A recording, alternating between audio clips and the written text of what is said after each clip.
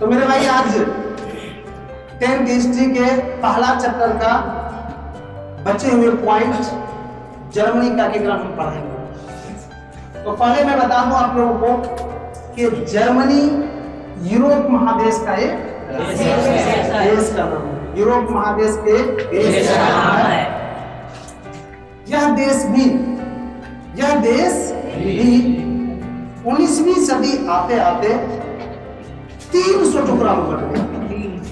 एक दो को नहीं, ये 300 टुकड़ा में बटा हुआ था मेरे भाई, 300 टुकड़ा में। आप समझ सकते हैं कि 300 टुकड़ा अगर है तो कितना बिखरा हुआ होगा। क्या इसका विकास तो समझिए एक तरह से रुक ही गया था। और 300 टुकड़ा पर भी अलग अलग शासक, सभी अलग अलग शासक। उसी में से 300 में से एक राज्य का नाम था परसा। और ये परसा ऐसा राज्य था जो 300 में से अपने आप को सबसे शक्तिशाली साबित किया। और हम कहेंगे कि 300 जो अलग अलग टुकड़ा था उसको एक यही किया। कौन? परसा। अब आइए कि परसा किया कैसे, थोड़ा सा वो जान लीजिए मेरे भाई। 1862 ईस्वी की बात है। 1862 ईस्वी में इस परसा के प्रधानमंत्री बना बिस्मार्क। जो बिस्मार्क का नाम हमने बुक के ऊपर में जो फोटो था, 5 फोटो, उसमें से एक बिस्मार्क का, और वही बिस्मार्क में बात कर रहा हूं। तो 1862 में बिस्मार्क परसा क्या बना? कौन बना मेरे भाई? बिस्मार्क ये प्रधानमंत्री बना। और इन्हीं के नेतृत्व, इन्हीं के प्रयास से ये 300 टुकड़ा में बिखरा हुआ जर्मनी मात्र जानते हैं 9 वर्ष, अर्थात इसमें जोड़ दीजिए 9, इसमें तो कितना होगा? 1871 में ये स्वतंत्र हो गए। मात्र 9 वर्ष में इनके प्रयास से बिखरे हुए इटली बिखरे हुए जर्मनी एक हो गए। लेकिन इस क्रम में बिस्मार्क को तो समझ सकते हैं कि 300 टुकड़ा में 2 ऐसे बदियल देश था। बदियल देश कौन? फ्रांस और ऑस्ट्रिया।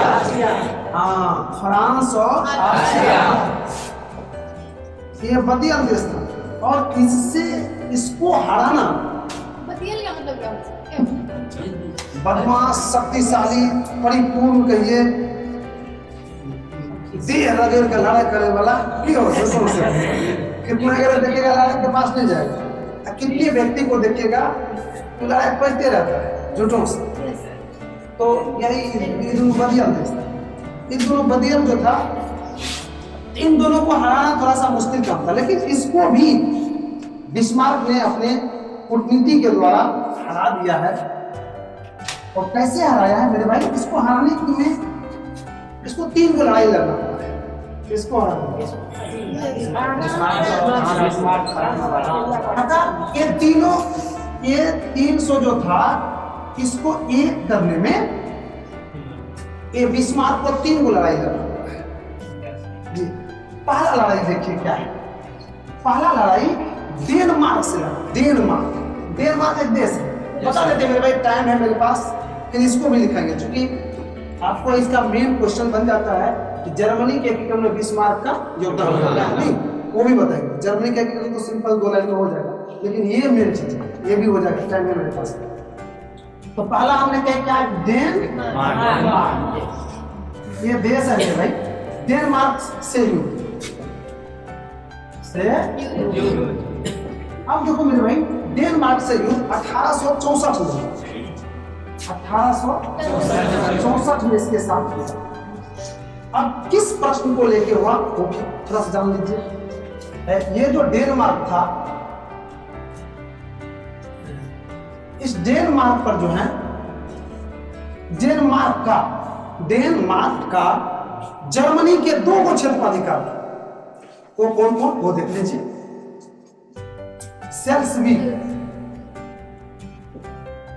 सेल्स और अब हॉल्स्टीन ये दोनों क्षेत्र पर किसका अधिकार था? डेनमार्क।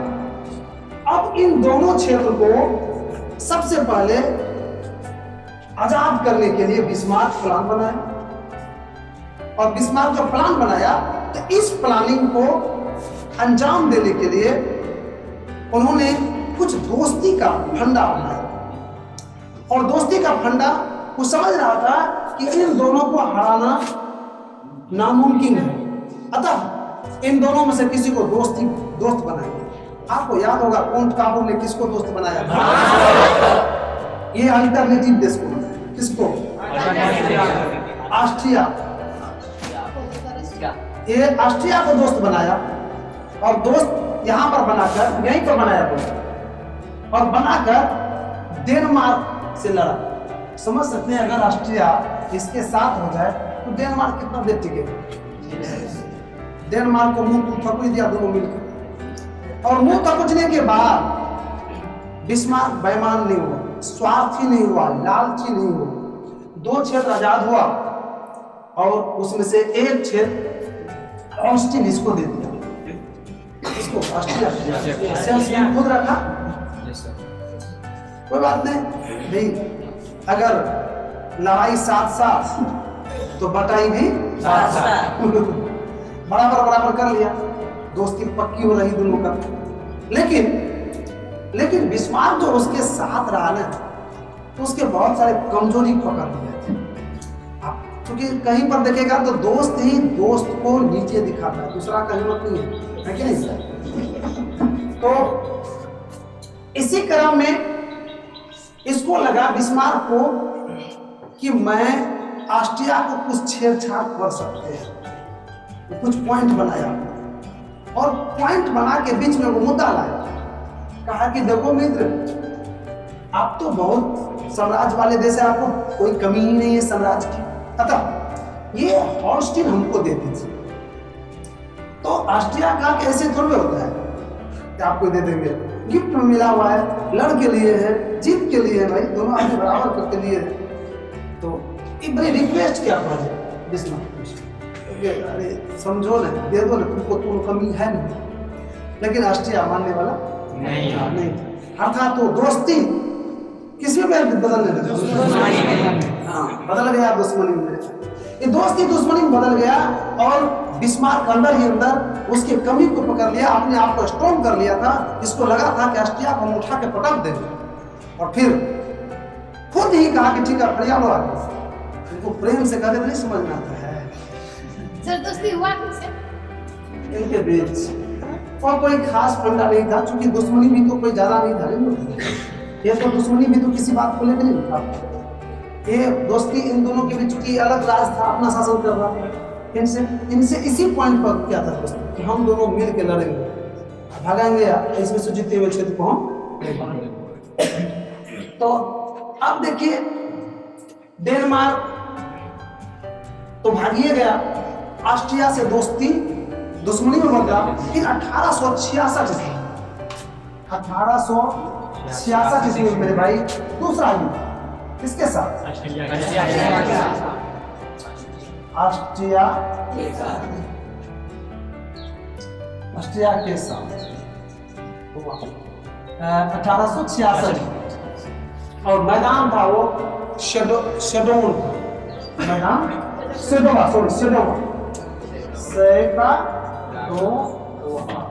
ये मैदान का नाम है। इसी मैदान में लड़ाई हुआ, और जिसमें जीत किसकी हो गई? जीत गया बिस्मार्क, अर्थात ऑस्ट्रिया को पीछा हटना पड़ा। अब छोटका मोटका तो ना भाई, लेकिन फ्रांस तो डटे हुए थे, उसकी प्रतिष्ठा तो कैसे भाग सकता? फ्रांस की नींद हराम हो गया था। उसको लग रहा था कि अब अगला नंबर मैं ही हूं। क्योंकि बिस्मार्क टारगेट भी ले रहा था, अब फ्रांस को पीछे धकेलना है। मेरे भाई ये कुछ नहीं कर रहा था, लेकिन फ्रांस बहुत मुखला गया। उस समय में बता दूं, फ्रांस का शासक था नेपोलियन वो नहीं, नेपोलियन हाँ ये दूसरा था।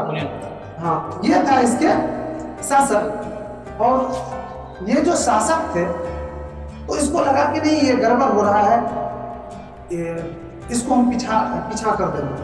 खुद फ्रांस ही इसके खिलाफ युद्ध की घोषणा कर, अर्थात इसके खिलाफ मतलब किसके खिलाफ?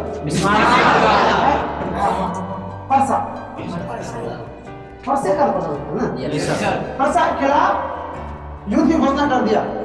कितना ईस्वी में वो भी देख लीजिएगा, तीसरा 1870 में। वैसे जून तारीख भी है मेरे पास, 19 जून 1870 को तीसरा लड़ाई लड़ा। किसके साथ? फ्रांस के साथ। फ्रांस के साथ बिस्मार्क भी लड़ा फ्रांस के साथ।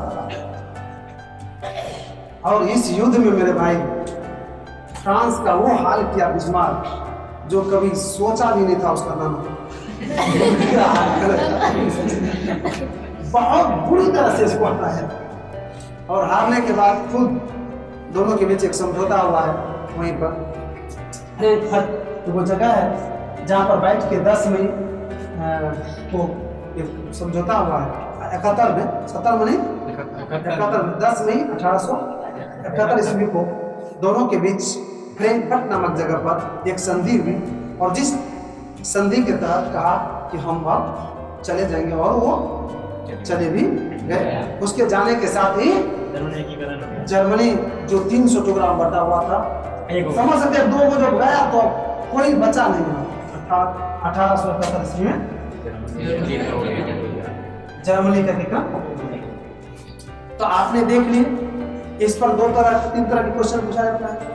जर्मनी के एकीकरण का ऑब्जेक्टिव रहता है, अगर परीक्षा की दृष्टि से देखें जर्मनी के एकीकरण, जर्मनी के एकीकरण का क्वेश्चन ये नहीं पूछेगा जर्मनी के एकीकरण बताइए, ये पूछेगा जर्मनी के एकीकरण में बिस्मार्क का क्या योगदान है। एक क्वेश्चन और होता है, थोड़ा सा वो बता देते हैं। एक क्वेश्चन छोटा सा बना रहता है, वो भी अभी अगर एक्सप्लेन कर दे, रहता है कि विलियम प्रथम के बगैर, इससे क्वेश्चन रहता है कि विलियम प्रथम के बगैर जर्मनी का एकीकरण करना बिस्मार्क के लिए असंभव था, कैसे? मैं बता रहा हूं, बस एक से। अरे श्रीमान थोड़ा देर में बात कीजिएगा हमसे।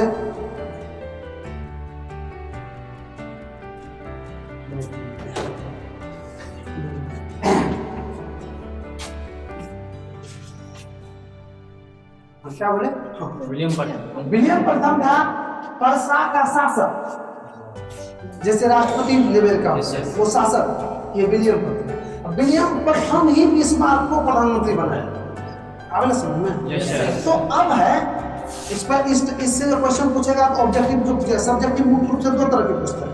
एक कि जर्मनी के एकीकरण में बिस्मार्क का क्या योगदान है, पहला तो योगदान तो आप देखिए कि कितनी लड़ाई लड़ना पड़ा।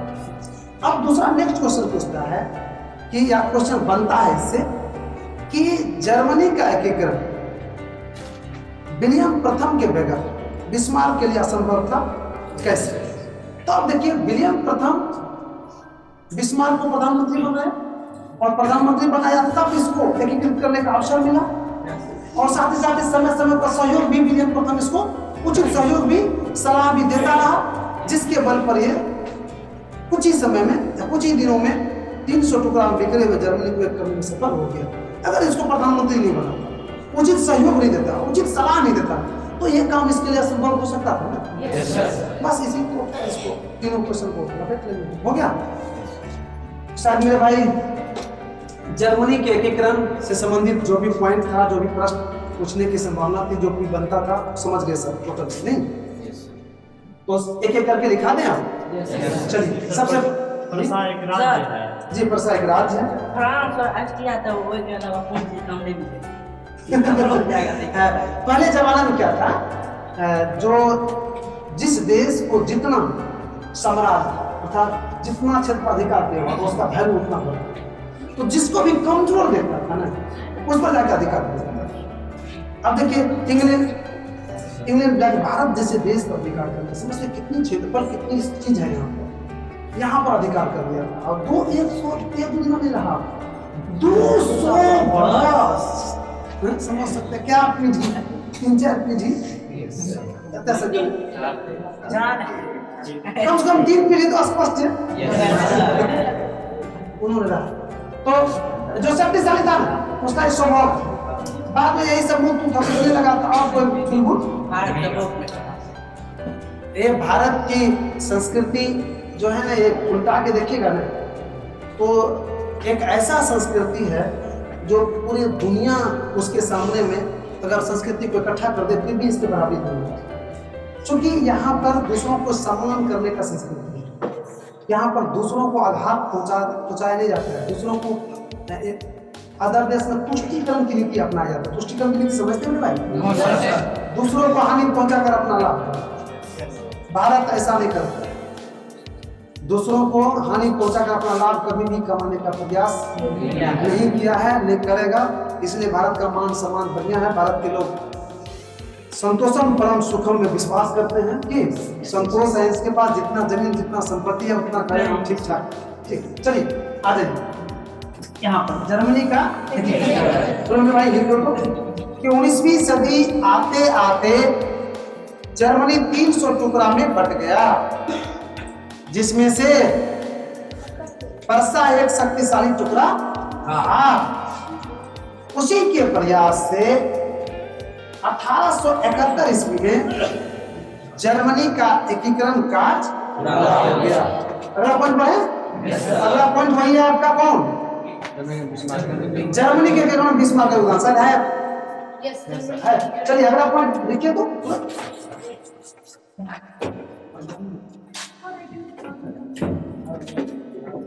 देखो मेरे भाई, दूसरा पॉइंट जो है आपका जर्मनी के एकीकरण में बिस्मार्क का योगदान है।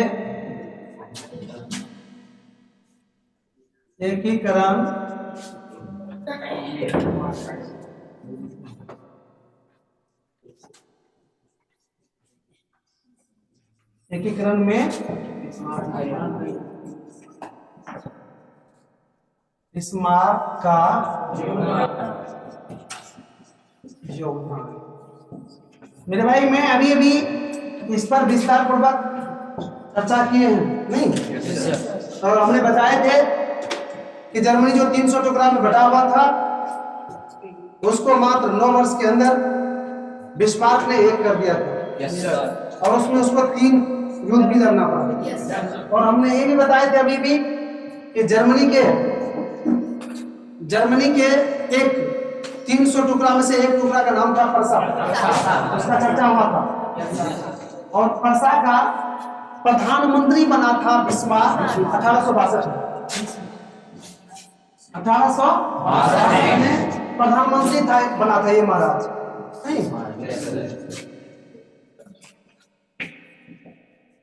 प्रधानमंत्री बना था। और प्रधानमंत्री जब बना इनके कंधों पर सबसे बड़का भार यही गया था कि बिखरे हुए जर्मनी को एक करना। और इन्होंने बिखरे हुए जर्मनी को एक करने के लिए कमर कस ली और एक नीति अपनाया था। वो नीति का नाम है रक्त एवं लोह। बहुत बड़ा ऑब्जेक्टिव है आपकी लाइफ का, चाहे बोर्ड की दृष्टि से हो, अनकंपेरिजन की दृष्टि से, कि रक्त एवं लोह नीति कौन अपनाया था। और इस नीति का तात्पर्य हुआ कि इस काम में खून भी बहानी पड़ेगी, हथियार भी उठानी पड़ेगी, अपराध भी। ये नीति का मतलब यही हुआ। जैसे गांधी जी अहिंसक नीति अपनाए थे, अर्थात वो कहा था कभी उनको हथियार उठाने की जरूरत नहीं है, खून बहाने की जरूरत नहीं है। लेकिन इन्होंने रक्त एवं लोह नीति अपनाया, कहा कि रक्त अर्थात खून भी बहानी पड़ेगी, हथियार भी उठानी पड़ेगी, काट मार भी होगा, सबका सामना करना पड़ेगा। तो शायद बिस्मार्क नीति समझ गए। इन्होंने जब अपना काम शुरू किया तो 3 युद्ध लड़ना पड़ा। अभी भी चर्चा हुआ था, अभी भी आपके लोग के साथ हुआ था कि पहला लड़ाई डेनमार्क के साथ हुआ था। डेनमार्क, बस डेनमार्क के साथ युद्ध, और वो हुआ था 1864 में हुआ। और इसमें बता दिए थे हमने कि डेनमार्क को हराने के लिए बिस्मार्क ने जो जर्मनी के कई क्षेत्र पर अधिकार किया हुआ था, ऑस्ट्रिया से जाके दोस्ती किया और दोस्ती करके डेनमार्क को हरा दिया था। और हराने के बाद 2 क्षेत्र जीता, मैंने अभी भी बताया था सेल्सविग और हॉल्स्टीन। उसमें से क्या किया था? हॉल्स्टीन ऑस्ट्रिया को दे दिया। लेकिन कुछ ही दिनों के बाद बिस्मार्क ने ऑस्ट्रिया से हॉल्स्टीन वापस मांगने लगा। तब हॉल्स्टीन के प्रश्न पर दोनों के बीच लड़ाई हुआ था। दूसरा लड़ाई नहीं, ऑस्ट्रिया के साथ।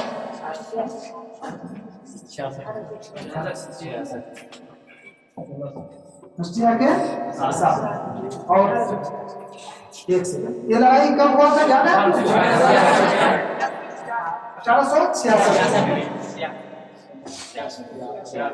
मेरे भाई ऑस्ट्रिया के साथ। फिर वही हॉल्स्टीन के प्रश्न नहीं, हॉल्स्टीन के प्रश्न पर 1866 ईस्वी में ऑस्ट्रिया के साथ बिस्मार्क तथा पर्सा का लड़ाई हुआ और इस लड़ाई में भी बिस्मार्क जीत गया और ऑस्ट्रिया भाग गया। फिर तीसरा लड़ाई मैंने बताया कि फ्रांस भी जर्मनी के अधिकांश क्षेत्रों का अधिकार किया हुआ और फिर फ्रांस इसके बढ़ते शक्ति से घबरा गया और खुद फ्रांस के शासक ही 19 जून 1870 ईस्वी को बिस्मार्क अर्थात पर्सा के खिलाफ युद्ध की घोषणा कर देता और जिसमें पर्सा अर्थात बिस्मार्क ने बड़ी ही तैयारी के साथ उतरा था और फ्रांस का मुंह थपूच दिया था, अर्थात उसको हरा दिया था। और फिर तब दोनों के बीच संधि हुई थी फ्रैंकफर्ट नामक जगह पर 10 जून 1871 ईस्वी। और उस संधि के तहत फ्रांस जर्मनी छोड़कर चला गया। इसी के साथ जर्मनी का एकीकरण पूरा हो गया था। नहीं तो मेरे भाई अभी 2 बार दोहरा दिया हम। अब इसको अगर नोट कर लेंगे, अगर कोई दिक्कत है तो डिस्कस कर लीजिए इसे। नहीं है, अगर दिक्कत नहीं है तो इसको नोट कर दीजिए। चलिए नोट कीजिए। तो ऊपर पहले 2 लाइन लिखना है। नहीं लिखिए 1862 ईस्वी में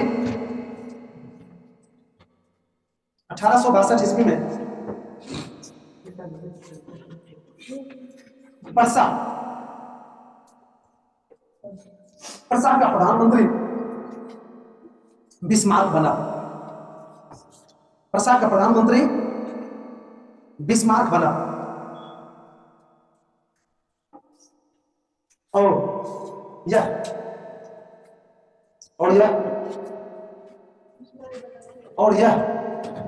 बिखरे हुए जर्मनी को एक करने के लिए एक योजना बनाया जिसमें उसे 3 युद्ध लड़ना पड़ा।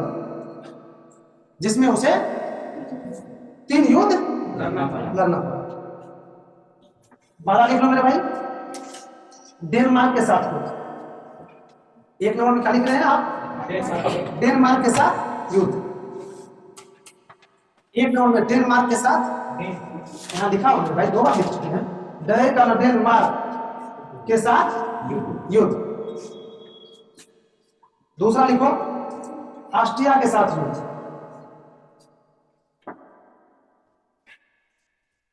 और तीसरा फ्रांस के साथ युद्ध।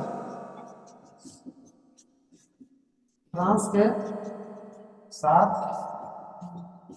युद्ध।